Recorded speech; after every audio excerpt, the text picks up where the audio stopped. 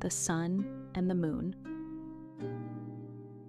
In a time when the world was younger and the mountains of the peninsula were deeper than they are today, there lived a woman.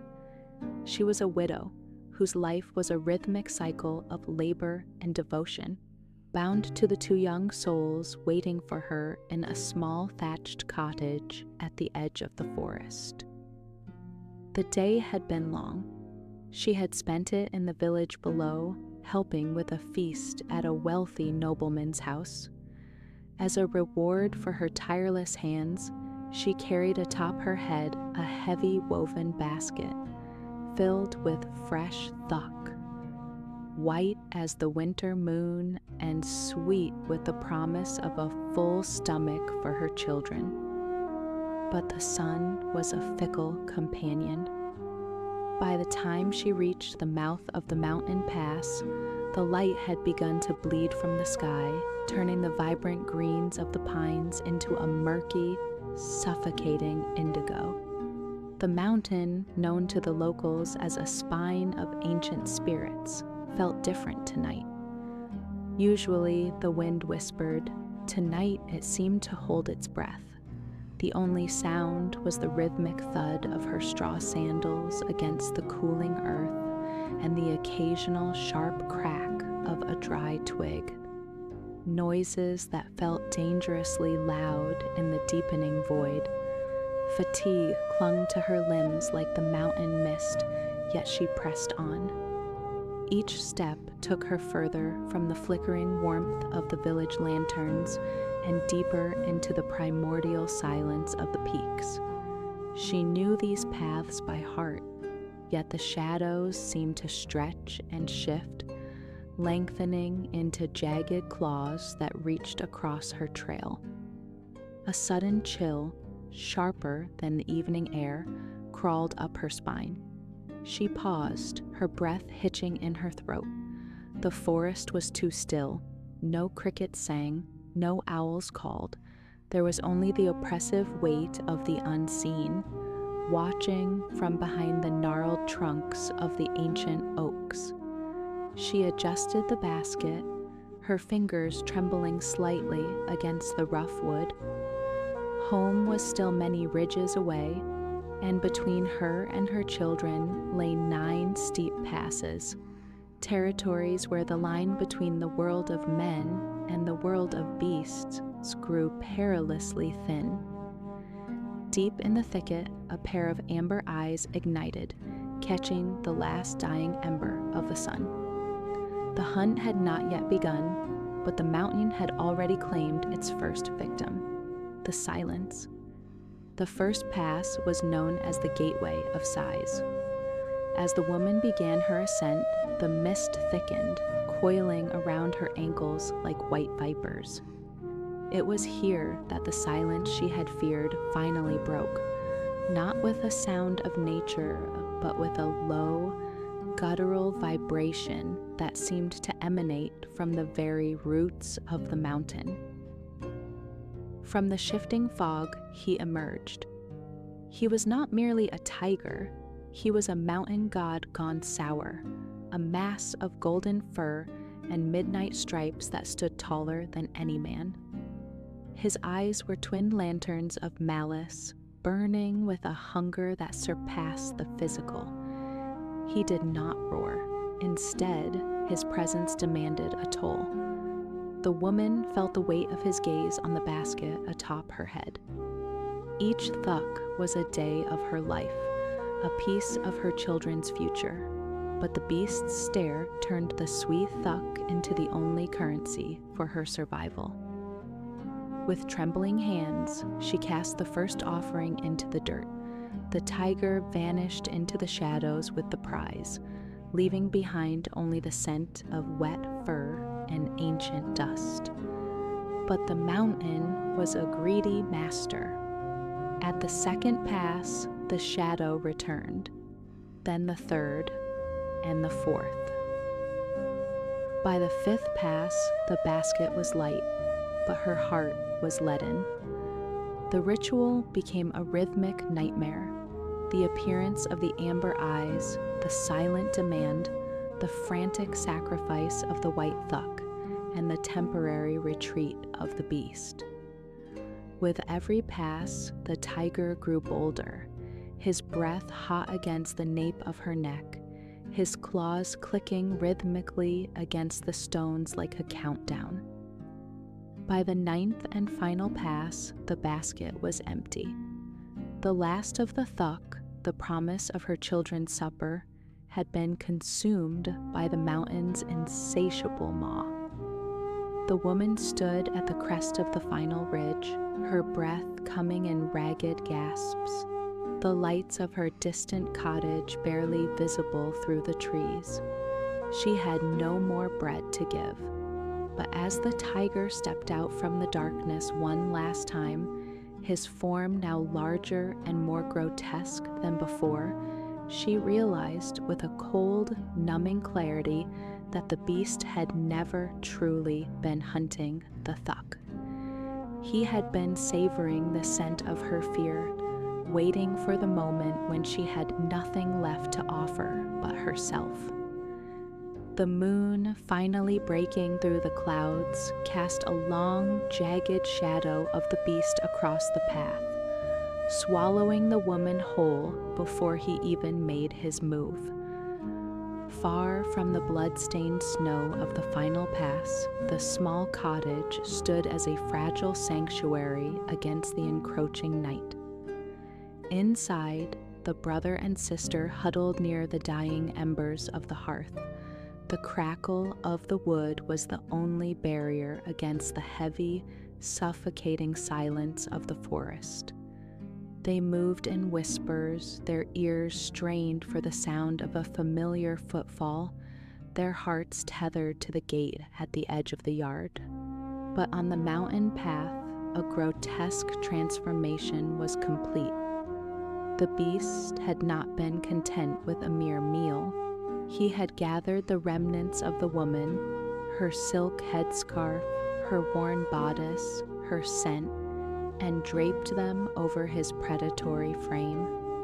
It was a crude masquerade, a mockery of the human form that would have been laughable if it weren't so deeply unnatural. The gate creaked. A heavy, uneven step crunched across the frozen yard. It was not the light, rhythmic gait of their mother, but something weightier, more deliberate. The children froze, the air in the room suddenly turning as cold as the mountain peak. Then came the voice. It was a sound that didn't belong in a throat of flesh. It was a coarse, gravelly mimicry of their mother's tone, sounding like dry leaves being crushed under a heavy stone. The words it formed were familiar, speaking of thuck and a long journey, but the cadence was wrong. Too slow, too rhythmic, as if the speaker were tasting the very air to find the right shape for the sounds. The children approached the door, their hands hovering over the latch. Through the thin paper of the sliding door, the moon cast a silhouette that made their blood turn to ice. The figure standing there was draped in their mother's clothes, but the proportions were skewed. The shoulders were too broad, the posture too hunched, and from beneath the hem of the long skirt, a thick, tufted tail twitched with an impatient, predatory hunger. The shadow against the paper didn't breathe. It waited. It was the presence of a void, a darkness that had learned to speak and dress in the skin of their world. As the latch began to slide open, the smell of wet fur and iron-rich blood seeped through the cracks, announcing that the sanctuary had already been breached. The mother they longed for was gone, and in her place stood a nightmare wearing her face. The latch clicked, and the door swung open with a heavy, resigned groan. In the dim, flickering light of the single candle, the intruder sat in the corner, shrouded in the stolen garments of their mother. The children did not rush to embrace her. Instead, they stood rooted, paralyzed by a primal recognition that skipped the mind and went straight to the marrow. The air in the room grew thick with the metallic tang of dried blood and the pungent, musky odor of the wild. As the mother reached out a hand, the light caught the long, curved talons peeking through the sleeves. It was not the soft, calloused hand of a weaver, but a weapon of bone and fur. The siblings shared a single, silent look, a collision of terror and the sudden sharp clarity of the hunted. They did not scream. A scream would have been an invitation. Moving with a fluid, desperate grace born of pure adrenaline, they slipped toward the back of the cottage. While the beast feasted on its own arrogance, thinking the prey cornered, the children vanished through the narrow wooden door leading to the rear garden. The cold night air hit their faces like a slap, shocking their lungs into action. Behind them, the house erupted. The masquerade was over. A roar, stripped of its human mask, tore through the paper walls, followed by the splintering of wood as the tiger realized the cage was empty. They ran. Their bare feet bled against the frozen earth, but they felt nothing but the rhythmic pounding of their own hearts. At the edge of the clearing stood an ancient tree, its branches reaching toward the stars like a skeletal hand. It was their only hope, a vertical sanctuary in a world that had turned horizontal and predatory. They climbed. The rough bark tore at their palms and the wind whipped around them, but they ascended with a strength they didn't know they possessed. Below them, the shadow arrived, a mass of muscle and fury that circled the trunk with a low, frustrated growl. The distance between the earth and the sky had never felt so small, yet so insurmountable. As they looked down, they saw the amber eyes staring up, waiting for gravity to do what the mountain could not. The tiger began its ascent. With a cruel, mocking intelligence, it had discovered the notches in the bark, perhaps left by the children's own frantic grip, or perhaps carved by its own jagged claws.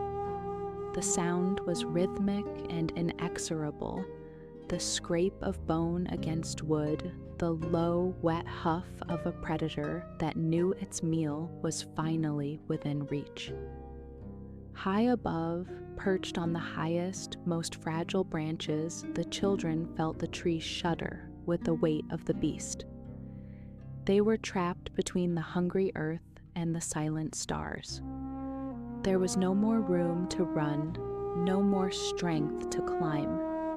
The world of men had failed them, and the world of nature was closing in. It was in this moment of absolute darkness that a different kind of strength took hold. It was not the strength of muscle, but the strength of a plea that transcended the physical. They did not speak to each other, they spoke to the void, to the ancient spirits that watched from the constellations above. Their prayer was not a whisper of words, but a silent vibration of the soul. It was a demand for justice from a universe that often seemed indifferent. They asked the heavens to prove that the light still held power over the shadow. If we are meant to survive, their spirits cried out into the cold ether, grant us a path that the earth cannot provide. If we are pure, send down a golden thread. But if we are tainted, let the rope be rotten, and let the end be swift. The atmosphere shifted. The wind, which had been a howling enemy, suddenly fell into a dead, expectant calm. The stars seemed to pulse with a sudden, blinding intensity, and for a heartbeat, time itself ceased to flow. Then the sky tore open. A single thick cord of golden light descended from the zenith of the heavens. It was not made of hemp or silk, but of woven sunbeams and ancestral promises. It dropped through the canopy, shimmering with a celestial warmth that pushed back the freezing mountain air. As the children reached out to grasp the rope, the tiger's breath was already hot upon their heels. The beast's claws were inches from the branch, but the golden cord was firm, humming with a power that shook the very foundations of the mountain. They were no longer mere children of the forest. They were being pulled toward a destiny that would change the face of the sky forever.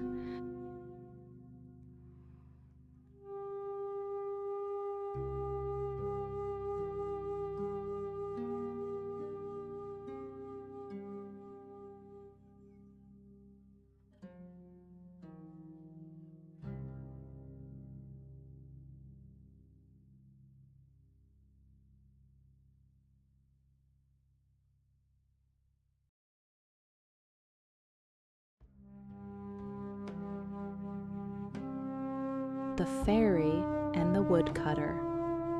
In the heart of the Kumgang Mountains, where the mist clings to the jagged peaks like a forgotten memory, there lived a man. His life was measured not by years, but by the weight of the wood upon his back and the calluses on his palms. He was a woodcutter, a soul woven into the gray fabric of the forest. Solitude was his only constant companion. In the vast, indifferent silence of the ancient trees, he moved like a shadow. There were no voices to answer his, only the rhythmic thud of his axe and the occasional crackle of a dying fire in his lonely hut. He had grown accustomed to the cold, to the way the mountain air bit at his skin, and to the heavy stillness that settled in his bones each night. But one afternoon, the silence was shattered. It wasn't the wind, nor the falling of a branch. It was the sound of desperation. Through the thick underbrush, a deer emerged, its breath coming in ragged gasps, its eyes wide with a primal, suffocating fear. Behind it, the distant metallic shouts of hunters echoed through the valley, drawing closer with every heartbeat. The man stood frozen, his axe resting by his side. For a fleeting moment, their eyes met, the predator's prey and the lonely laborer. In that gaze, he saw a reflection of his own isolation, a fragile life clinging to the edge of an unforgiving world. Without a word, he gestured toward a thicket of dry ferns. The deer, sensing a strange mercy, vanished into the shadows just as the hunters burst into the clearing. With a steady hand and a face as unreadable as the stone cliffs above, he pointed them toward a false path, watching as their fury retreated into the distance. The forest returned to its quietude, but the air felt different. Something had shifted in the equilibrium of his world. As the deer stepped out from its hiding place, bowing its head in a silent, uncanny gratitude, the woodcutter realized that the mountain was no longer just a place of labor. It was becoming a stage for a fate he had never dared to imagine. Guided by the deer's whispered secrets, the woodcutter ascended to a place where the mountain breath turned into a cold, crystalline mist. He arrived at the edge of a hidden pond, a perfect obsidian mirror tucked away from the eyes of the world. Here, the water didn't just reflect the sky, it seemed to hold the stars within its depths, even in the middle of the day. Then the air changed. It became heavy with the scent of lilies and ozone. From the shifting clouds they descended, They were not merely women, but celestial manifestations of light. Their movements were fluid, defying the clumsy laws of gravity that bound the woodcutter to the earth. They shed their wings, robes of iridescent silk that shimmered with a light that had no source, and stepped into the water. The man watched from the shadows, his heart thundering against his ribs like a trapped bird.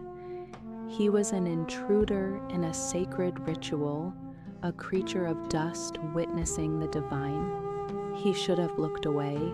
He should have retreated back to his silent hut and his honest labor. But a dark, sharp hunger began to claw at his resolve. He looked at the robes draped over the mossy stones. To him, they weren't just garments. They were keys to a life he had never known. A way to end the suffocating solitude of the mountain. With a hand that trembled with both fear and a newfound malice, he reached out from the darkness. He took one. It was lighter than a breath, yet it felt as heavy as a mountain in his grasp. As he retreated into the thicket, clutching the stolen light to his chest, he felt the first true chill of the forest. He had committed a crime against the heavens, a transgression that could never be undone. As the sun dipped below the jagged horizon, the laughter in the pond turned into a sudden, piercing silence. One by one, the sisters donned their wings and ascended, disappearing into the twilight like fading sparks. But one remained. She stood alone at the water's edge, her nakedness draped in nothing but the rising mist. Her eyes searched the empty stones where her soul, her flight, had once been. In that moment, the woodcutter realized the weight of what he had done. He hadn't just found a companion, he had grounded a star, and the gravity of his choice was only just beginning to pull.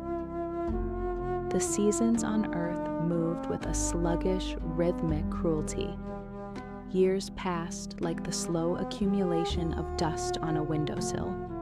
The woodcutter's hut, once a tomb of silence, was now filled with the warmth of a hearth and the chaotic vitality of children. To the world, it was a picture of domestic redemption. To the man, it was a fragile fortress built upon a foundation of stolen silk. He watched her constantly. He watched the way she moved through the small, dim rooms, a creature of infinite light, now tethered to the coarse textures of the soil. She learned to cook with fire, to weave with rough wool, and to speak the heavy, guttural language of mortals. She became a mother, her arms filled with the literal weight of his lineage. But even as she held their children, her gaze remained fixed on the horizon, or upward, toward the patches of sky visible through the forest canopy. There was a profound, quiet dissonance in her presence. She walked the earth, but she never truly touched it. Her feet seemed to recoil from the dirt, and her laughter, though kind, lacked the resonance of genuine joy. It was the sound of a prisoner who had grown fond of her jailer, but never forgot the scent of the wind outside the bars. As the children grew, the woodcutter's fear began to soften into a dangerous complacency. He saw her as his wife, his companion, a part of the landscape he had claimed. He convinced himself that the love they shared, or the life they endured, was enough to drown out the echoes of the celestial realm. He mistook her silence for acceptance and her exhaustion for belonging. Yet, in the deepest hours of the night, when the fire turned to embers, she would stand by the window. She would feel the gravity of the earth pulling at her bones, the weight of the water she carried from the well and the thickness of the air she was forced to breathe. To her, the earth was not a home, it was a beautiful, suffocating anchor. She was a bird with clipped wings, watching the clouds with an ache that no earthly love could ever hope to heal. Confidence is a treacherous thing.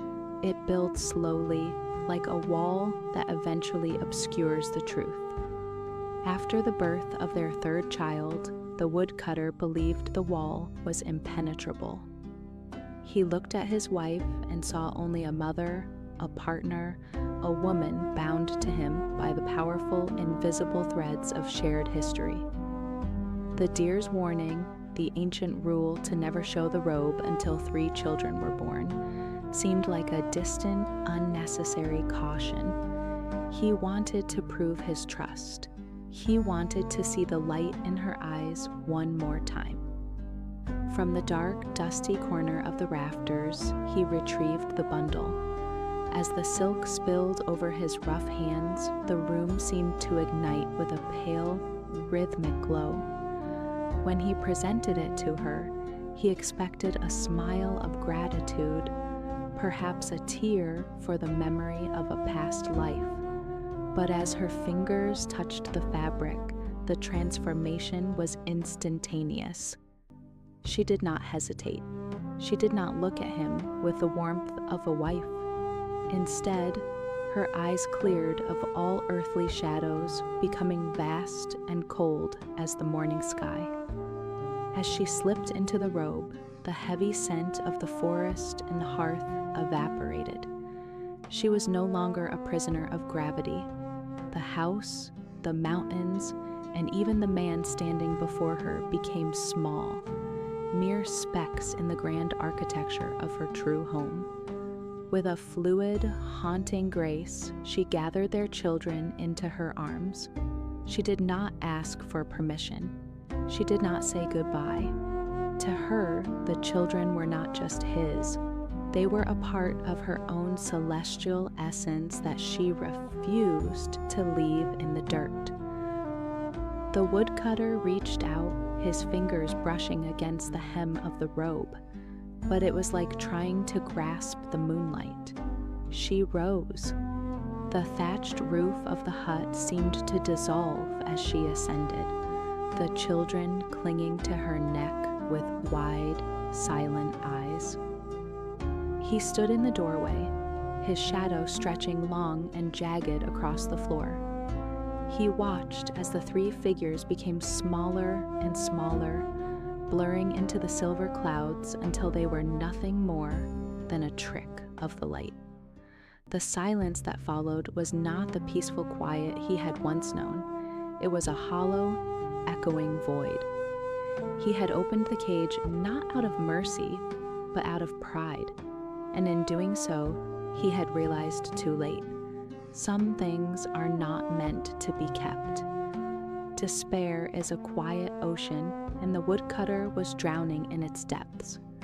The mountain, once his home, was now a prison of memories. He spent his days staring at the empty sky, searching for a rift in the clouds, a sign that the celestial path might open once more. He had learned the bitterest lesson of all, that to have tasted the divine and then been cast back into the mud is a far worse fate than never to have known the light at all. Then, a final, mocking mercy descended.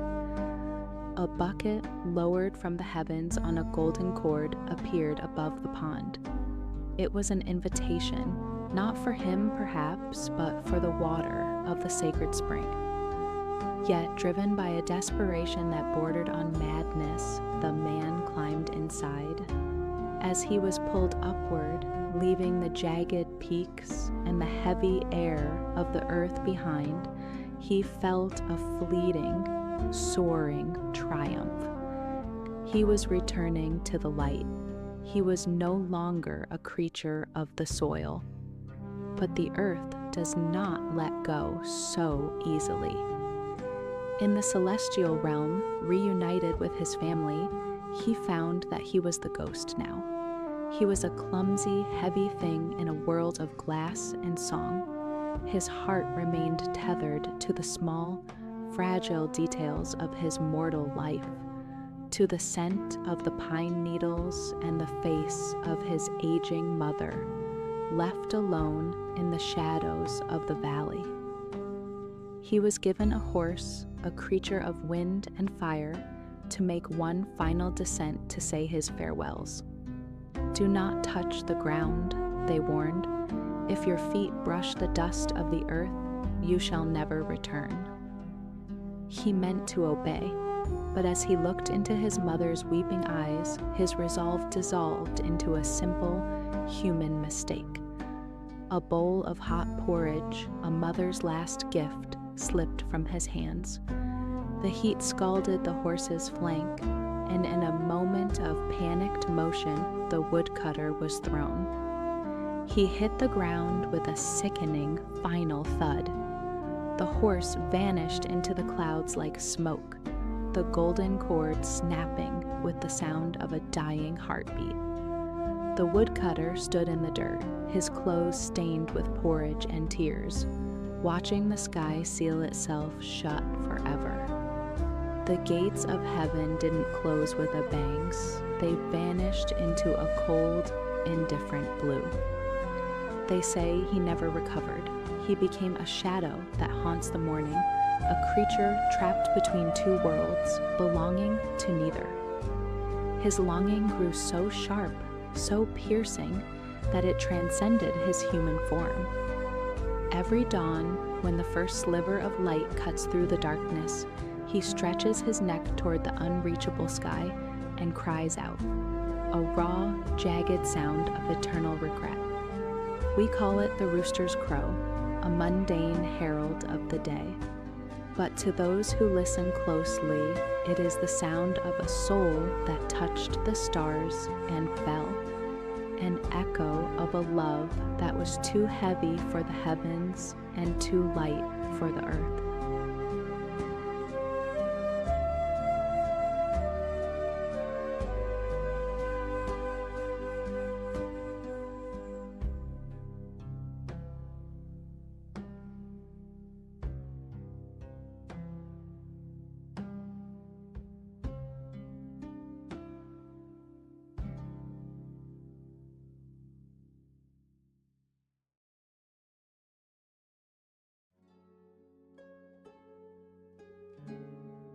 The Tale of Shim Cheong. In the quiet village of Do Hua Dong, where the peach blossoms once whispered of peace, lived a man named Shim Hak-gyu. Though he carried the title of a fallen aristocrat, his world had long been shrouded in an impenetrable veil of darkness. He was blind, yet his spirit remained as steadfast as the ancient pines. By his side stood Lady Kwak, a woman of such extraordinary virtue and grace that the villagers spoke of her as a saint walking amongst mortals. For years, their small cottage was a sanctuary of quiet devotion. Lady Kwak labored tirelessly, her hands calloused by the loom and the washboard, all to preserve the dignity of her sightless husband. Their only sorrow was the silence that filled their home, a home without the laughter of a child. They offered prayers to heavens and the earth, their hearts aching with a longing that transcended the physical. Finally, the heavens seemed to answer. After years of patient yearning, Lady Kwak conceived. The pregnancy was a season of fragile hope, a golden light flickering in their humble dwelling. But as the winter frost began to thaw, a shadow loomed over their joy. The day Cheong was born, the air was heavy with the scent of damp earth and impending change. The birth was long and arduous, a battle fought in the dim light of a flickering lamp. When the first cry of the infant girl finally pierced the silence, it was a sound of pure, crystalline life. Shim Hak-gyu, tears streaming from his sightless eyes, reached out to touch the miracle he could not see. But the joy was fleeting, snatched away by the cold hands of fate. The toll of the labor had been too great for Lady Kwok. As the life began to ebb from her body, she took one last, lingering look at her newborn daughter and her husband. With a final, shallow breath, she slipped away, leaving behind a world she had brightened with her presence. The silence that followed was deafening. Shim Hak-gyu, now a widower in the dark, held the small warm bundle of his daughter against his chest. The woman who had been his eyes, his strength, and his soul was gone. Desperation soon replaced the initial shock. A blind man, left alone with a hungry infant, faced a reality more terrifying than the darkness he lived in. With the child wrapped in his tattered robes, Shim Hak-gyu stumbled out into the village. His gait was uneven, his hands trembling as he felt his way along the familiar walls and fences. "A drop of milk," he would plead, his voice cracking with a shame he had never known. "For the sake of a motherless soul, please, a drop of milk." He became a ghost in the daylight, a fallen nobleman begging for the survival of his child. The villagers, moved by the sight of the sightless father cradling the tiny crying infant, offered what they could. Each drop of milk was a stay of execution, a bittersweet reminder of the sacrifice that had brought Cheong into the world. Thus began a life forged in the fires of tragedy, a bond between a father who lived in darkness and a daughter who was destined to become his light. Time in Dohwa-dong flowed like a relentless river, carrying with it the seasons of hardship and the slow, steady growth of a child born from sacrifice. The infant who had once survived on the charity of strangers grew into a young girl of startling clarity and spirit.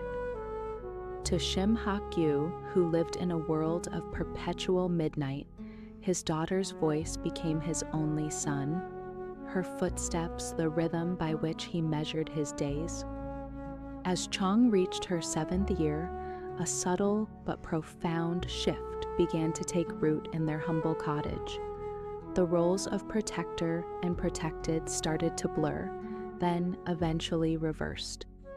With a maturity that seemed gifted by the heavens, or perhaps forged by the necessity of their poverty, Cheong took up the mantle of the household. Her small, delicate hands, which should have been playing with silks or flowers, grew familiar with the rough texture of the broom and the cold bite of the well water. By the age of 15, Cheong was the talk of the village. It was said that the grace of the late Lady Kwok had been reborn in her daughter, but with a resilience that surpassed even her mother. She was a vision of precocious elegance, moving through the village with a quiet dignity that belied her tattered garments. Her daily life was a testament to a love that transcended the physical. Before the first light of dawn touched the eaves of their roof, Cheong would be awake, tending to the hearth to ensure her father felt the warmth of a fire. She would then venture out, working in the fields of the wealthy or sewing until her eyes grew dim in the moonlight, all to earn a bowl of rice for her father. She would often go hungry herself, hiding the hollow ache in her stomach with a cheerful song, ensuring that Shim Hak-gyu never felt the full weight of their destitution. For Shim Hak-gyu, this devotion was a source of both immense pride and crushing guilt. He could feel her getting thinner through the touch of her hand, hear the exhaustion she tried so hard to mask in her voice. He lived in a state of constant prayer, wishing for sight not to see the world, but to see the face of the daughter who had given up her childhood to be his eyes. Their bond was a fortress. In the evenings, sitting on the narrow porch, Cheong would describe the world to him, the exact shade of the setting sun, the way the peach blossoms danced in the wind, and the expressions of the neighbors they passed. Through her words, the blind man saw a world more beautiful than any sighted person could ever perceive. They lived in a cocoon of mutual sacrifice, a father whose heart broke for his daughter, and a daughter who found her greatest joy in mending that very heart. Yet, as the winds of fate began to shift, this fragile peace was destined to be tested. The quiet devotion of their lives was about to encounter a storm that would demand a sacrifice far greater than mere labor or hunger. One fateful evening, the sun dipped below the horizon, leaving the world in a bruised purple twilight. Cheong was later than usual, detained by a merchant's wife who had been moved by the girl's skillful embroidery. Back at the cottage, anxiety began to gnaw at Shim. The silence of the house, usually a comfort, now felt like a heavy shroud. Each passing minute amplified the shadows in his mind until fear for his daughter's safety overcame his better judgment. Guided only by his cane and the fading warmth of the earth, the blind man ventured out. The path, which he thought he knew by heart, had been altered by recent rains. The ground was slick, the air thick with the scent of damp moss.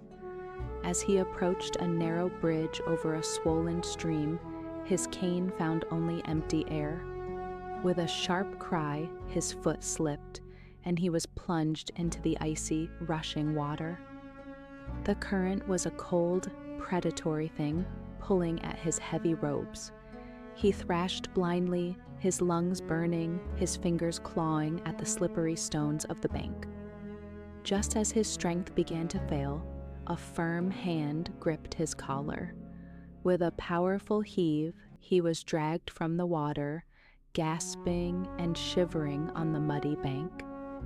His savior was a monk, a man whose presence seemed to radiate a calm, almost ethereal light. As Shim sat trembling, the monk spoke of the Buddha's infinite mercy. But then he spoke of something that pierced through the blind man's shock: a miracle.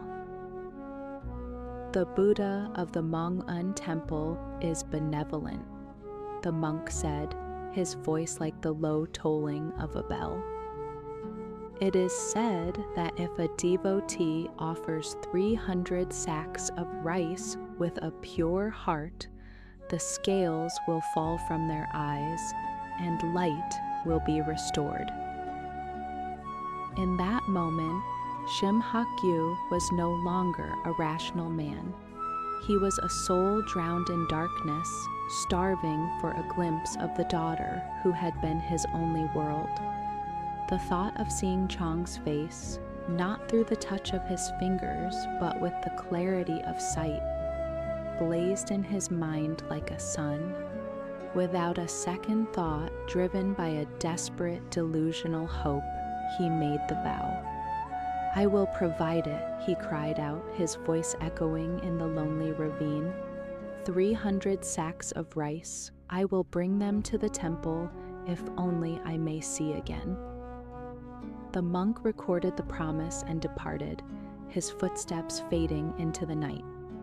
It was only then, as the cold wind began to bite through his soaked clothes, that reality descended upon Shim 300 sacks of rice. It was a king's ransom, an impossible fortune for a man who lived on the charity of neighbors. The weight of his own words crushed him. He had traded a life of humble peace for a debt that could only be paid in blood. When Cheong finally found him, wet and weeping on the path, he could not bring himself to tell her the truth at first, but the shadow of the vow had already fallen over their home. The light he so desperately craved had begun to cast a darkness far more terrifying than the one he had lived in for years.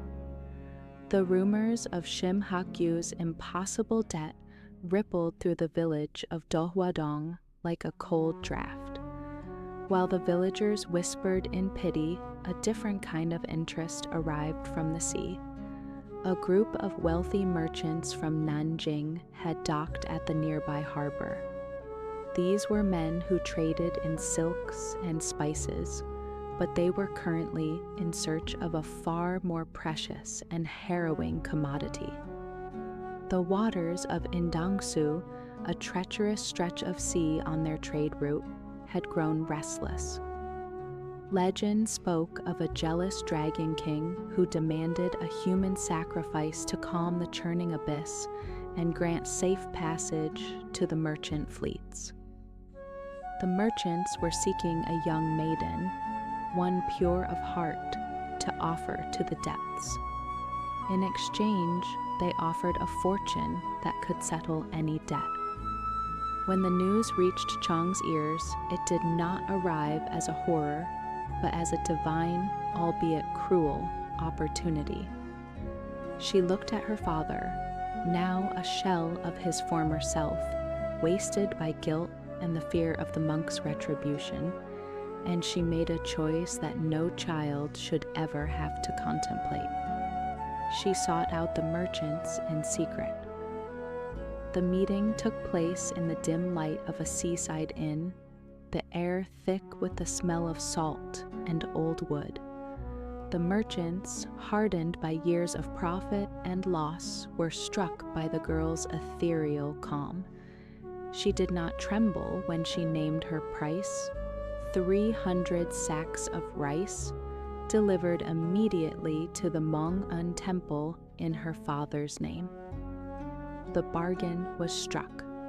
To the merchants, it was a business transaction, a necessary cost to ensure their cargo's safety. To Cheong, it was a ritual of liberation for her father. She signed her life away not with a flourish of heroism, but with the quiet resignation of a falling leaf. The agreement was that she would depart with the fleet on the 15th day of the 3rd month. As the sun set on the day of the contract, a heavy, suffocating silence descended upon the Shim household. The 300 sacks of rice were delivered to the temple, and for a moment the village marveled at the miracle of Shim Hakyu's settled debt. But the cost of that miracle began to bleed into the edges of their daily life. Every meal Cheong prepared, every word she spoke to her father, was now colored by the ticking clock of her impending departure. She watched her father, who was still trapped in his physical darkness, unaware that the light he sought was being bought with the very life of the one who provided it. The days began to slip away like sand through fingers, each dawn bringing her closer to the roaring waves of Indangsu, and each night echoing with the unspoken weight of a final goodbye. The dawn of the 15th day of the 3rd month arrived not with a burst of light, but with a cold, clinging mist that swallowed the village of Dohwadong. Inside the small cottage, the air was thick with the scent of freshly steamed rice and seasoned mountain herbs, a feast of such abundance that it felt out of place in their house of shadows. Cheong moved with a ghostly precision. Every gesture, from the way she arranged the brass bowls to the gentle steam rising from the soup, was an act of silent liturgy. This was her final prayer, a daughter's last attempt to fortify her father against the long winter of loneliness that awaited him. As she watched him eat, his sightless eyes crinkling with a simple, unsuspecting pleasure. Her heart felt like a bird trapped in a cage of ice. Shim Hak-gyu, sensing the unusual richness of the meal, praised the heavens for their sudden fortune. He spoke of the light he would soon see, of the colors he would describe to her, and of the many years they would spend together in comfort. Each word of his hopeful future was a needle to Cheong's soul. She swallowed her tears, her throat tight with a grief that had no voice. In the third-person observation of this scene, one could see the tragedy of a man celebrating his own destruction, and a girl who had become a sacrificial lamb in the robes of a dutiful daughter. The rhythmic thumping of footsteps soon disturbed the morning silence. It was not the light step of a neighbor, but the heavy, synchronized march of men whose lives were tied to the tide. The merchants had arrived. The knock on the door was sharp, final, and cold, the sound of a debt coming due. When the truth finally unspooled, it did so with the violence of a sudden storm. Through the narrator's lens, we see the moment the world broke for Shim Hak-gyu. The realization didn't come in words, but in the way the air seemed to leave the room. He reached out, his hands clawing at the empty space where his daughter stood, his voice rising in a jagged, incoherent wail that echoed through the valley. Cheong did not look back. She allowed the merchants to lead her away, her feet heavy as lead upon the damp earth. She left behind a house that was no longer a home, and a father who was now twice blinded, once by nature and now by the cruel mercy of her sacrifice. As the cottage receded into the mist, the only sound remaining was the distant rhythmic tolling of a temple bell, marking the beginning of a journey from which there was no return. The merchant vessel cut through the iron-gray waters of the Yellow Sea, a lonely splinter of wood amidst a vast, uncaring expanse. As they approached the dreaded waters of Indangsu, the very atmosphere seemed to curdle. The wind, which had been a steady companion, turned into a predatory howl, whipping the crests of the waves into jagged teeth of white foam. Below the surface, the Dragon King's hunger manifested as a series of violent, swirling abysses, pulling at the ship with the strength of 1,000 drowning souls. The sailors, men who had spent their lives defying the elements, moved with a frantic, superstitious energy. They prepared the ritual, their faces etched with a grim necessity. They did not look at the girl who stood at the center of the storm. To them, she was no longer a person, she was a talisman, a bribe to be offered to the devouring deep. Cheong stood at the edge of the prow, her white silk robes billowing like the wings of a trapped swan. She looked out at the chaos of the water, and in her eyes there was a terrifying serenity. While the world around her screamed in a crescendo of wind and spray, she remained a pillar of unnatural calm. She was the only point of stillness in a universe that had gone mad. In the narrator's view, this was the ultimate intersection of love and cruelty. Cheong raised her hands toward the darkened heavens, not in a plea for rescue, but in a final, silent benediction for the father she left behind. She prayed that the darkness in his eyes would be traded for the darkness that was about to swallow her whole. She did not hesitate. There was no theatrical pause, no lingering doubt. With a movement as fluid and graceful as a falling petal, she stepped into the void. The impact was a sudden, cold embrace.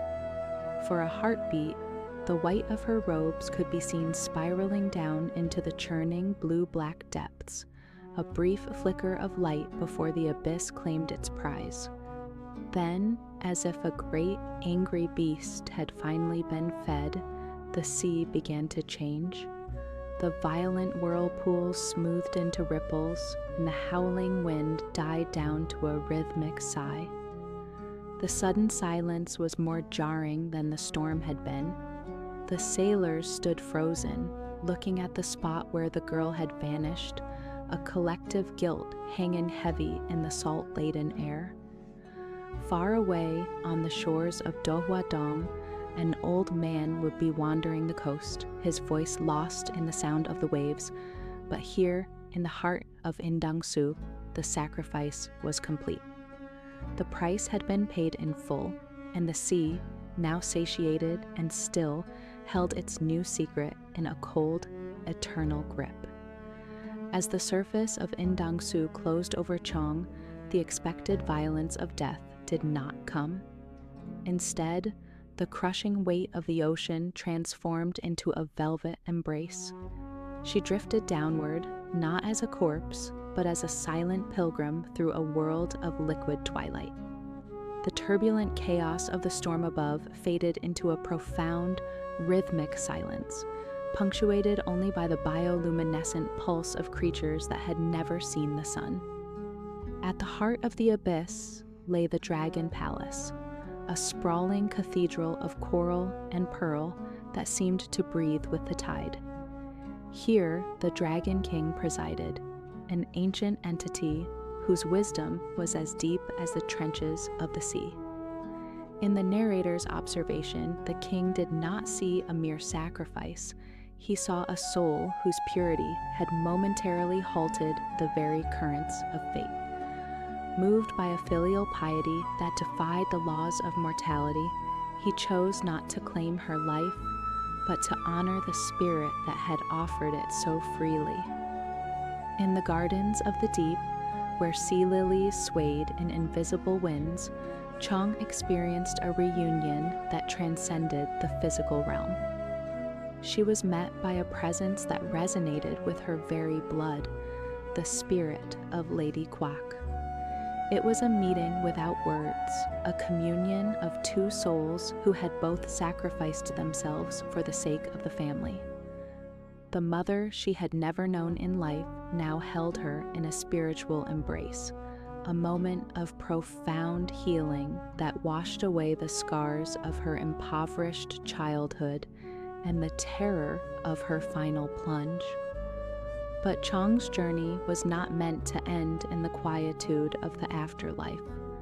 Her story was a cycle of rebirth, and the Dragon King decreed her return to the world of light.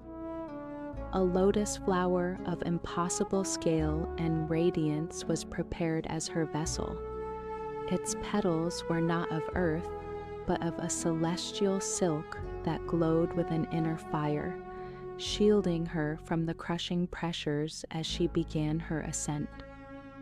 Slowly, the giant lotus rose through the layers of the sea, carrying the maiden within its fragrant heart. It broke the surface of Indangsu on a day when the water was as still as a mirror, a stark contrast to the graveyard of ships it had once been.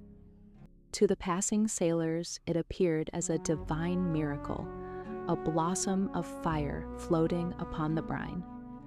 Cheong lay within the flower, suspended between two worlds, waiting for the moment when the petals would unfurl and reveal a queen where a beggar girl had once stood. The sacrifice had been accepted, but the gods, it seemed, were not yet finished with the house of Shim. The merchant fleet, having returned from their harrowing journey, presented the celestial lotus to the king. It was a gift unlike any seen in the history of the realm, a blossom that defied the seasons, radiating a soft lunar glow that seemed to calm the very air around it. The king, a man of discerning taste and quiet wisdom, found himself drawn to the flower with an intensity he could not explain. He placed it in a secluded pond within the royal gardens where the water was as still as glass. One evening, under the silver light of a full moon, the miracle reached its fruition. As the king walked alone through the garden, the great lotus began to unfurl, petal by luminous petal. From its fragrant heart stepped a woman of such ethereal beauty and sorrowful grace that the king felt as though he were witnessing a dream made flesh. It was Cheong, reborn not from the earth, but from the very essence of sacrifice. Moved by her story, though she spoke little of the supernatural depths, the king saw in her a soul that possessed a nobility far greater than any inherited title. In a ceremony of quiet grandeur, Cheong was crowned queen. She moved through the corridors of the palace in silks that whispered of her newfound power, her presence bringing a season of peace and prosperity to the kingdom. Yet for the new queen, the palace was a cage of gold. In the narrator's observation, the luxury that surrounded her, the finest delicacies, the most exquisite music, the deferential bows of 1,000 servants, served only as a bitter reminder of what she had lost. While her father had bought his sight with her life, she had bought her crown with his loneliness. She spent her nights standing on the highest balcony, her eyes fixed on the distant horizon toward Dowadong. She imagined her father wandering the cold, dark paths, perhaps still calling her name to the unanswering wind. The thought that he might still be blind, or worse, that he might have perished in his grief, was a poison that no royal physician could cure. She was a queen in name, but in her heart she remained the beggar girl of the peach blossom village, haunted by the ghost of a duty she feared was left unfinished. Her melancholy became a shadow that touched every corner of the court. The king, sensing her profound isolation, sought a way to heal the rift in her soul. It was from this royal concern that a grand, desperate plan was conceived. A feast that would span the entire kingdom. A search that would reach into the darkest corners of the land to find one specific man amongst a sea of the sightless. The king's decree went out like a ripple across a pond, reaching the furthest corners of the realm. A grand feast was to be held at the palace, lasting 40 days and nights, and every blind man in the kingdom, regardless of rank or ruin, was summoned to attend. It was a search masked as a celebration, a royal net cast wide to catch a single precious soul. For Shim Hakyu, the years since Cheong's departure had been a living purgatory. He was a man hollowed out by grief, a ghost haunting the paths where his daughter once walked. When the news of the feast reached him, he set out for the capital not out of a desire for fine food, but driven by a faint, irrational hope that flickered in his chest. His journey was a testament to human endurance. He stumbled through mountain passes and waded through icy streams, his feet bleeding and his tattered robes caked with the dust of 1,000 miles. At the palace, the air was a cacophony of voices and the clatter of bowls. Hundreds of blind men filled the courtyards, their stories of hardship weaving a tapestry of shared suffering. From behind a silk screen, Queen Cheong watched every arrival. Days turned into weeks, and as the 40th day dawned, her heart began to sink into the familiar abyss of despair. Then, Just as the sun began to dip toward the horizon on the final evening, a figure appeared at the palace gates. He was a man of such profound decrepitude that the guards hesitated to let him pass. He was bent like a weathered branch, his face a map of sorrow and exhaustion. From her vantage point, Cheong's breath caught in her throat. She did not see a beggar. She saw the man who had cradled her in the dark when her mother died. She saw the father whose voice was the first music she had ever known. Breaking the royal protocol that bound her, the queen descended from her throne, her silken robes sweeping across the stone floor as she rushed toward the courtyard. She stood before the old man, her presence a fragrance of jasmine and mountain air. Shim Hakyu, sensing a nobility he could not see, bowed his head in shame. But then she reached out and took his weathered hands in hers. In the narrator's view, the world seemed to hold its breath. "Father," she whispered, her voice a bridge across the years of separation. "It is I, Cheong. Your daughter has returned." At the sound of that name, something cataclysmic happened within Shim Hakyu. It was as if the inky midnight of his existence was suddenly struck by lightning. The scales that had covered his eyes for decades did not merely fall, they shattered. With a visceral cry that tore through the silence of the court, he blinked. First came the blur of colors, the deep crimson of the queen's robes, the gold of the palace eaves, and then the clarity of a face. He saw her. He saw the woman who bore the likeness of his lost wife and the soul of the child he had mourned. The miracle was not just in the restoration of his physical sight, but in the spiritual epiphany that his sacrifice of grief had been answered by her sacrifice of love. As the news of the miracle spread, a collective gasp rose from the courtyards. In that moment of pure, radiant light, it is said that every blind man at the feast felt the darkness lift from their own eyes, a final, divine blessing from the heavens. The house of Shim was no longer a place of shadows, but a beacon of light. The beggar girl had become a queen, and the blind father had found his vision, proving that even the deepest abyss of the sea is not as profound as the love that binds a parent and a child.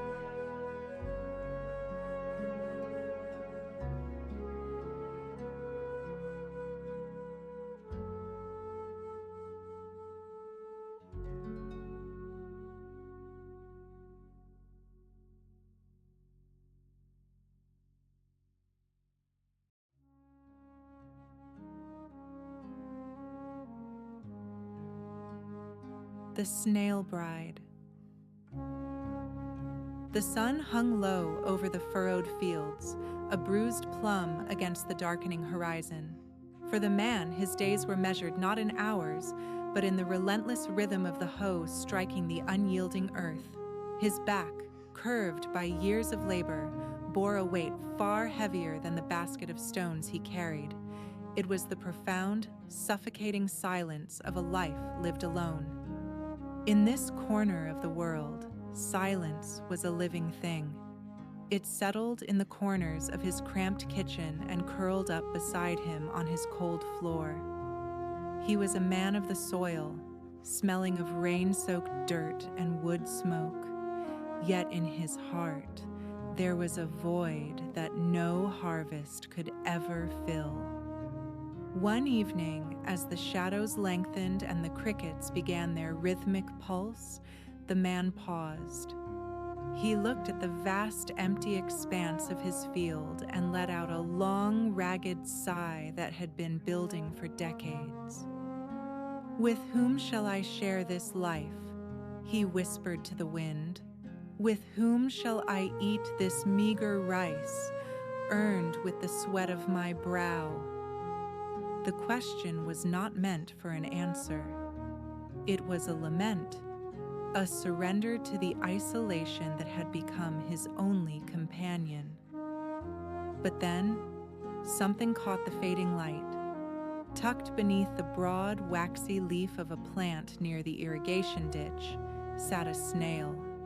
It was unusually large, its shell a swirl of deep emerald and iridescent pearl, gleaming as if it had been polished by the hands of a deity. It was a strange, beautiful anomaly in his rugged world. He picked it up, feeling its cool, smooth weight in his calloused palm. And in that moment, a voice rippled through the stillness, not a sound heard with the ears, but a vibration felt in the marrow of his bones. "With me," the voice seemed to say, soft as the rustle of silk against a stone floor. "You shall eat with me." The man froze. The air grew thick with the scent of wildflowers that didn't belong to this season. For the first time in his life, the silence was broken, and the loneliness that had defined him began to shift, like the first crack in a frozen lake. The man placed the emerald snail in a large earthen water jar near his kitchen. He did not know why he felt the need to keep it, only that the silence of his home seemed less oppressive with the creature resting there. The following morning, he returned to the fields. The sun was a relentless master, and the dust filled his lungs. But when the long shadows of evening beckoned him home, he found not the cold, empty hearth he expected, but a miracle. A table stood in the center of his small room, laden with dishes that seemed to defy his poverty.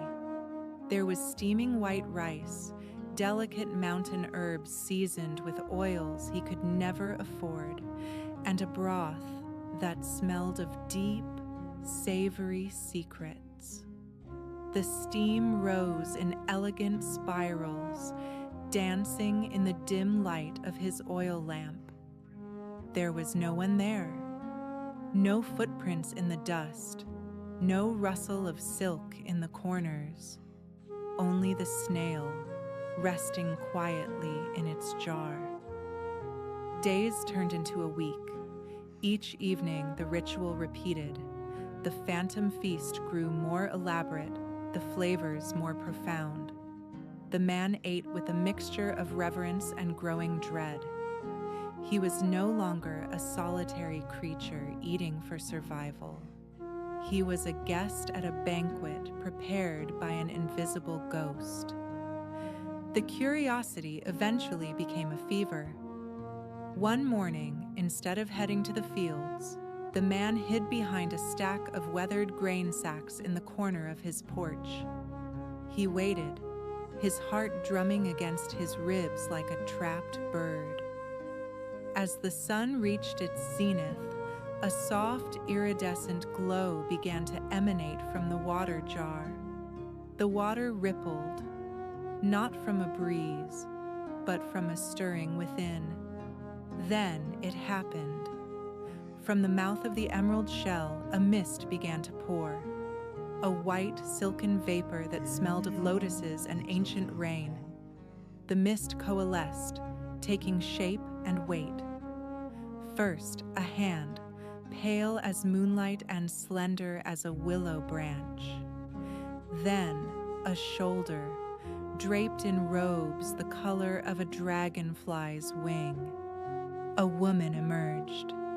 She did not merely walk, she moved with a grace that suggested she was a creature of a different element, a being of air and light, momentarily bound to the earth. Her beauty was not the fleeting prettiness of the village girls. It was a devastating, timeless elegance that made the man's breath catch in his throat. She moved toward the kitchen, her presence turning the dilapidated hut into a sanctuary. The man watched, paralyzed, as the Snail Bride began her silent work, her every movement a silent symphony in his gray world. The silence that had once been a heavy shroud over the small hut was transformed. It was no longer empty. It was a shared space, a vessel filled with the unspoken understanding between two souls from different worlds. The man and the woman lived in a quiet, rhythmic harmony, their lives intertwined like the roots of the ancient willow by the stream. She remained a creature of mystery, a daughter of the sea or perhaps the stars. Yet she performed the most mundane tasks with the devotion that felt like a prayer. The man watched her as she mended his tattered clothes, her needle moving with the precision of a weaver of fate. In her presence, the coarse barley tasted like nectar, and the leaking roof seemed to shelter a palace. Their happiness was a delicate thing, a glass ornament held in a trembling hand. They did not speak of the future, for the future belonged to the world outside their door, a world governed by laws that had no room for emerald snails and celestial brides. The first shadow fell on a day of blinding brightness. The local magistrate, a man whose greed was as vast as the lands he governed, passed by the fields in a lacquered palanquin. He was a predator of beauty, his eyes always searching for what he could claim as his own. Through the silk curtains of his carriage, he caught a glimpse of something that did not belong in a peasant's yard, a flash of iridescent robe, a profile of such devastating grace that it seemed to mock the dirt beneath it. The palanquin stopped. The air, once sweet with the scent of summer grass, suddenly turned cold and thin. The man, sensing a change in the wind, looked up from his toil. He saw the guards, their spears gleaming with a predatory light, and the magistrate's gaze fixed upon his home like a vulture circling a dying animal. The fragile peace they had built was not broken yet, but the first hairline fracture had appeared.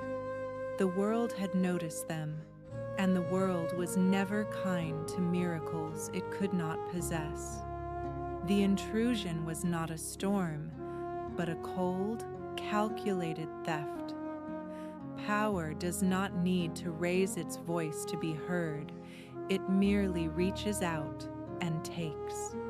The guards, with their iron-tipped spears and faces of stone, did not see a woman or a miracle.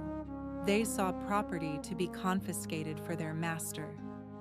The man stood paralyzed in the doorway of his home, his calloused hands, once so capable of coaxing life from the soil, now useless and trembling.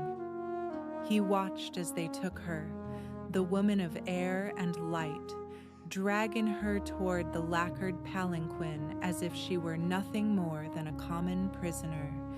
There was no battle, only a rupture. The air in the hut, once thick with the scent of lotuses and shared warmth, turned stale and hollow. In the chaos, the earthen water jar was overturned. It shattered against the stone floor, the sound sharp and final. The emerald shell, the vessel of his salvation, lay among the shards, cracked and lifeless. It no longer gleamed with an iridescent light. It was merely a piece of debris in a world that had reclaimed its cruelty.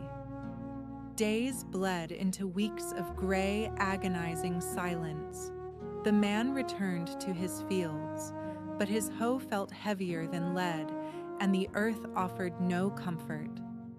He would sit by the ruins of the water jar every evening, staring at the empty space where a banquet once appeared. The silence was no longer a shroud, it was a ghost. Some say he wasted away until his heart simply forgot to beat. Others whisper that on certain nights, when the moon is thin and the mist rises from the irrigation ditch, two birds can be seen circling the old willow tree. One, a common sparrow of the fields. The other, a creature with wings the color of a dragonfly's wing, forever seeking a home that the world would not let them keep. The miracle was gone, leaving behind only the bitter memory of what it felt like to not be alone.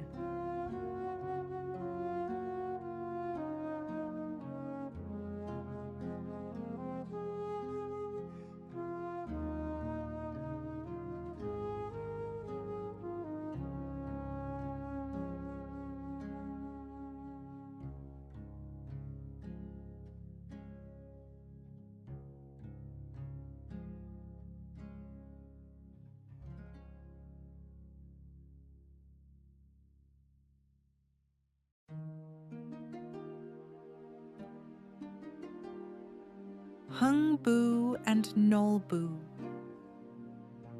The scent of incense had barely faded from the ancestral halls when the silence of morning was replaced by the cold, metallic clink of coins. The patriarch was gone, and with his passing, the fragile thread of familial duty began to fray. In the chilling landscape of late Joseon, the law of primogeniture was a double-edged sword, and in the hands of Nolbu, the elder brother, it became a weapon of absolute exclusion. Nolbu's heart was a calculated ledger, devoid of the warmth that usually binds kin. While the funeral rites were still a fresh memory, he meticulously inventoried the family's legacy, the fertile rice paddies, the sturdy granaries, and the ancestral home that stood as a bastion of their status. He saw not a shared inheritance, but a private kingdom to be guarded with jealous ferocity. His greed was not a sudden impulse, but a long-dormant seed that bloomed in the void left by his father's death. Beside him stood Heungbu, the younger brother, a man of quiet stoicism and an almost tragic kindness.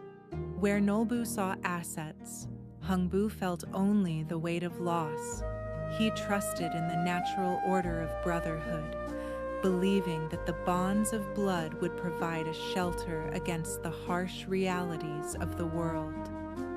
He remained passive, his silence a testament to a virtue that, in this new, cold-hearted era, was indistinguishable from helplessness. The day of expulsion came with a biting wind that rattled the paper screens of the house. Nolbu did not shout. His voice was a low, dry rasp, more terrifying than any scream. He informed his brother that the burden of the household was his alone to bear, and that Heungbu, along with his growing family, was now an excess weight, a drain on the estate's prosperity. With a flick of his hand, he severed the ties of a lifetime. Heungbu was to leave immediately, taking nothing but the clothes on his back and the bewildered children clinging to his hem. As Heungbu crossed the threshold of the only home he had ever known, he did not look back to see Nolbu bolting the heavy wooden gates. The transition from a life of modest comfort to the precipice of destitution was instantaneous. Behind the gates lay a mountain of rice and the warmth of the hearth. Before him lay the vast, indifferent wilderness of the coming winter. The inheritance of greed was complete. leaving one brother with everything and the other with nothing but his integrity and the cold, thin air of a world that offered no mercy to the soft-hearted. The expulsion was not a temporary exile, but a descent into a slow, freezing purgatory. Heungbu found a barren patch of land on the outskirts of the village, a place where the soil was too sour for crops, and the wind howled with unrestrained malice. There, with hands unaccustomed to such desperate labor, he cobbled together a shelter, a makeshift hut of crooked branches and sparse thatch that seemed to shudder under the weight of the graying sky. It was less a home and more a fragile defiance against the elements. Inside, the reality of destitution took on a rhythmic, agonizing pulse. The laughter of his children, once bright and clear, had thinned into a weak, persistent whimpering. Hunger was no longer a fleeting sensation. It was a physical occupant of the room, a gnawing predator that hollowed out their stomachs and stole the light from their eyes. Heungbu watched as his wife's face became a map of premature wrinkles, her silent dignity the only thing keeping the household from collapsing into total despair. The winter of the late Joseon period was a merciless judge. As the frost deepened, turning the earth into iron, Heungbu ventured out to find work. He offered his strength to neighbors, hauling heavy stones and chopping wood until his palms bled and froze over. But in a land gripped by the same seasonal scarcity, charity was a luxury few could afford. He returned day after day with nothing but the bitter scent of wood smoke clinging to his threadbare clothes. His empty hands a silent apology to his starving family. There were moments when the memory of his brother's overflowing granaries would flicker in his mind like a cruel taunt. He imagined the steam rising from bowls of white rice, the heavy scent of fermented stews, and the warmth of the ondel floor that could melt the deepest chill.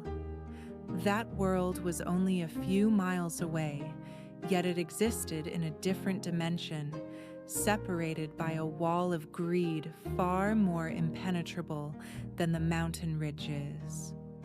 As the solstice approached, the family huddled together under a single tattered quilt, their shared body heat the only barrier against the encroaching frost. Heungbu lay awake, listening to the predatory whistle of the wind through the cracks in the walls. He was a man of virtue, a man of peace. But as he watched the shallow breathing of his youngest child, he felt the first stirrings of a terrifying realization that in a world without mercy, goodness was a currency that could not buy a single grain of rice. The winter was not just testing his endurance, it was eroding his soul. Winter did not surrender easily, but eventually, the iron grip of the frost began to soften. The thaw came not as a grand celebration, but as a subtle, weeping change in the earth. The scent of damp soil and the fragile resilience of the first green shoots. For Heungbu's family, the arrival of spring was a reprieve, a stay of execution from the cold that had nearly claimed them. It was during this season of tentative hope that the swallows returned, their sleek, ink blue wings slicing through the air like needles stitching the sky back together. They built their nests beneath the eaves of Heungbu's humble hut, their frantic, rhythmic chirping a stark contrast to the heavy silence of the winter months. Heungbu watched them with a quiet reverence, seeing in their survival a reflection of his own. But nature, like the world of men, is governed by a precarious balance. One afternoon, a shadow slithered through the rafters, a sinuous emerald snake, driven by its own ancient hunger. In the ensuing chaos of the raid, a fledgling swallow fell from the safety of the nest, striking the hard-packed earth with a sickening, fragile thud. When Heungbu found the bird, it was a broken thing, a pulse of life barely larger than a thumb, its legs shattered and bent at an impossible angle.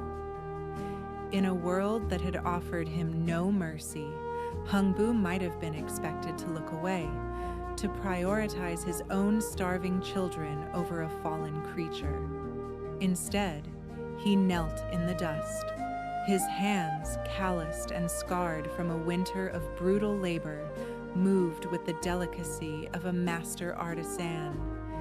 He bound the tiny limb with a sliver of thread and a fragment of wood, his breath steady and warm against the bird's shivering frame. There was no logic in this act of devotion, no expectation of return. It was a moment of pure, unadulterated symbiosis. As the weeks passed, the swallow healed, its strength returning until the day it took flight once more, circling the hut in a wide, grateful arc before disappearing into the horizon. The seasons shifted again, the gold of late summer fading into the amber of autumn. One morning, the swallow returned, its flight purposeful and swift.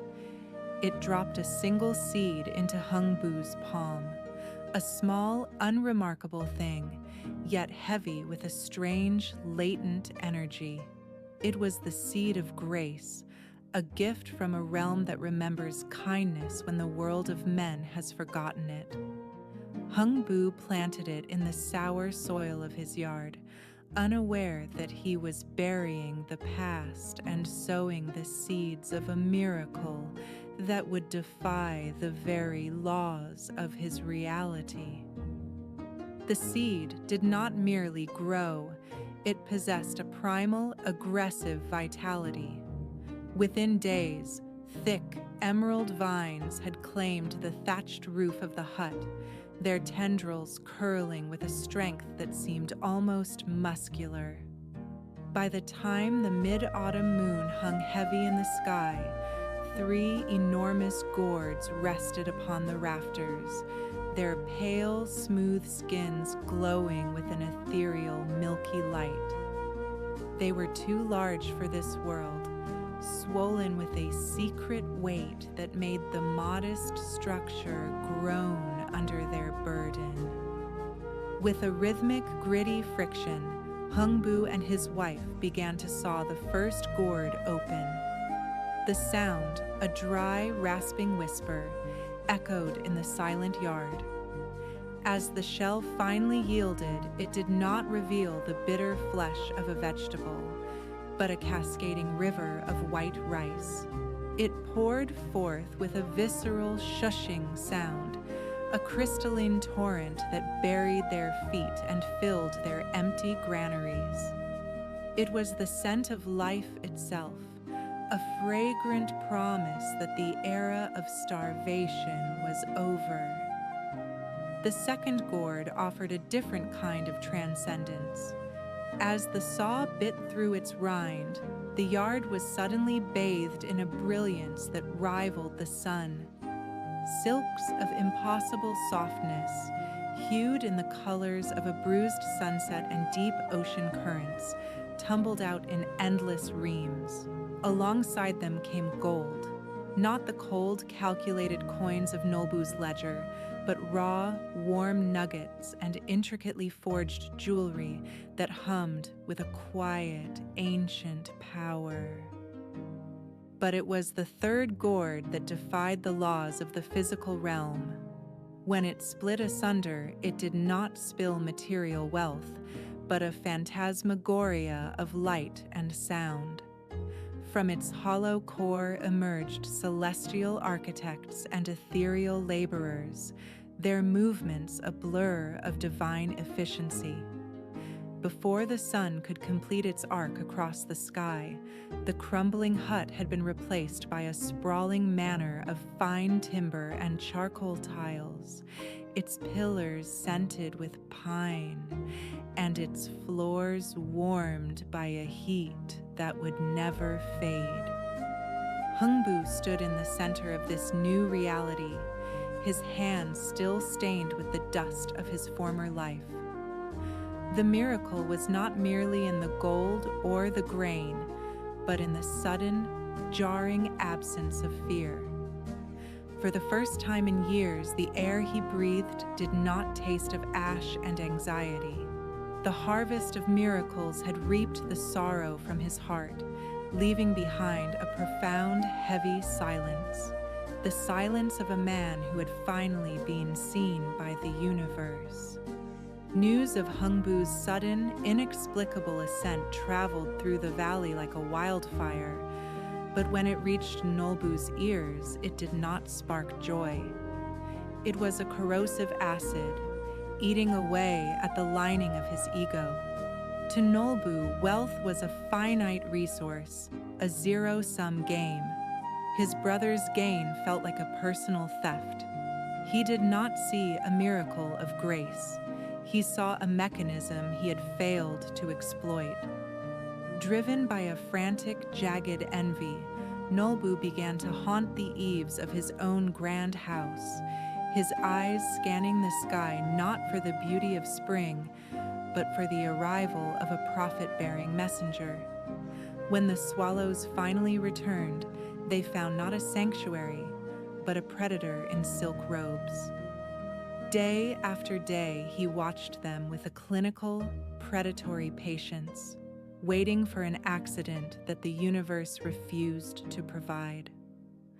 The cruelty, when it came, was not a burst of temper, but a cold, administrative decision. If fate would not break a bird, Nolbu would assist fate. He snatched a fledgling from its nest with a grip that was devoid of tremor. There was no hatred in his eyes, only the vacant, terrifying focus of a man performing a transaction. The snap of the fragile bone was a sound he welcomed, a necessary friction in the gears of his coming fortune. With a mimicry of kindness that was more grotesque than the injury itself, Nolbu bound the shattered limb. He spoke no words of comfort, his silence a sterile vacuum where Heungbu's prayers had once been. He fed the bird not out of pity, but to ensure his investment survived long enough to return to the source of the magic. When the swallow finally took to the air, limping through the sky, Nolbu watched it go with a triumphant sneer. He did not see a living creature escaping pain. He saw a courier delivering his order to the heavens. And when, months later, the bird returned to drop a heavy, dark seed into his waiting palm, Nolbu did not plant it with reverence. He thrust it into the earth with the arrogance of a man who believed the universe could be blackmailed into generosity. He was not waiting for a miracle. He was waiting for a payout, unaware that the seed he had sown was watered not with grace, but with the harvest of his own malice. The gourds that grew from Nolbu's malice were not like his brother's. They did not glow with a celestial light. Instead, they were heavy, jaundiced things, mottled with bruised purples and sickly yellows. They clung to the roof like parasitic tumors, exhaling a faint, metallic odor of rot that the servants whispered was the smell of a coming storm. Nolbu, blinded by the fever of his own greed, saw only the scale of his impending fortune. The first gourd did not split, it erupted. As the saw bit into the rind, a violent pressurized hiss escaped, followed by a cacophony of spectral brass and the rhythmic thud of marching feet.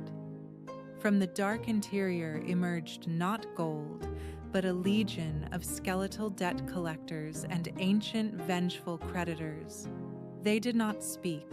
They acted with a bureaucratic cruelty that mirrored Nolbu's own. With ink and seal, they began to systematically dismantle his estate, declaring his lands forfeit and his granaries hollowed by the very greed that had filled them. Panic, cold and sharp, finally pierced Nolbu's arrogance, but his desperation drove him to the second gourd, praying for a reversal of fate. When it burst asunder, the yard was flooded with a phantasmagoria of terror. Out stepped figures of myth made flesh, dokebi with skin like weathered stone and eyes that burned with a cold blue fire. They did not come for his money, they came for his dignity. With a visceral, terrifying joy, they laid waste to the physical symbols of his power, shattering the fine timber of his manor and turning his silk robes into tattered rags. The third gourd was the final, absolute verdict. It did not spill soldiers or spirits, but a torrent of filth and shadows that seemed to swallow the very sun. It was an avalanche of cosmic refuse, a physical manifestation of every cruel thought and calculated stinginess Nolbu had ever harbored. The sprawling manor, once a bastion of exclusion, groaned under the weight of this supernatural sludge until its pillars snapped like dry twigs. By the time the dust settled, the silence that returned to the valley was not the silence of peace, but the silence of a graveyard. Nolbu stood amidst the ruins of his legacy, his hands, the same hands that had broken a fragile wing, now clutching nothing but gray ash and bitter earth. The universe had not been blackmailed. It had simply returned his investment with interest. He was no longer a master of a kingdom. He was a ghost haunting the wreckage of his own making, stripped of everything but the heavy, suffocating realization of his own ruin. The aftermath of retribution was not a temporary setback. It was a total erasure. Nolbu sat in the gray skeletal remains of his home, the silence around him so absolute it felt physical. The wind, which he had once shut out with thick timber and silk screens, now searched him with a cold, intimate familiarity. He was a man stripped of his armor of gold, finding that beneath it, he was only a shivering collection of regrets. He waited for the villagers to come and gloat, or for the earth to open and finish its work. But for a long time, nothing came but the indifferent shadows of the mountains. It was Heungbu who eventually broke the silence. He did not arrive with a parade of his newfound wealth, nor did he come with the cold satisfaction of a debt repaid. He approached the wreckage of his brother's life with the same quiet, unassuming gait that had carried him through the winter of his own despair. When he saw Nolbu, haggard, soot-stained, and clutching the same bitter earth he had once looked down upon, Heungbu did not see a villain. he saw a mirror of his own past, a brother lost in a storm of his own making. Without a word of reproach, Heungbu extended a hand. It was a hand that still bore the faint scars of the labor Nolbu had forced upon him, yet it did not tremble with anger. He offered not just a shelter, but a sanctuary. He brought Nolbu back to the grand manor that the Gourds had built, and in an act of profound irony that the universe seemed to savor, he gave the elder brother the very warmth and sustenance that had once been cruelly denied to him. Nolbu's transformation was not a sudden cinematic epiphany, but a slow, agonizing thaw. As he sat by Heungbu's hearth, the taste of the rice, the same white, fragrant rice he had once hoarded, was bitter with the realization of his own wastefulness. The tears he eventually shed were not for his lost gold, but for the years he had spent building walls where there should have been bridges. In the face of a kindness he did not deserve, his arrogance finally surrendered, leaving behind a man who was, for the first time in his life, truly wealthy. The two brothers remained in the valley, their lives now woven together by a grace that transcended the laws of blood and law. The story of the swallow and the seed became a legacy, not of magic, but of the terrifying and beautiful symmetry of the human heart. They learned that while malice sows its own destruction, it is forgiveness that truly reaps the harvest. In the end, the greatest miracle was not the gold that spilled from a gourd, but the fact that in a world of iron and frost, two brothers could once again sit beneath the same roof, watching the swallows return to a home where no wings would ever be broken again.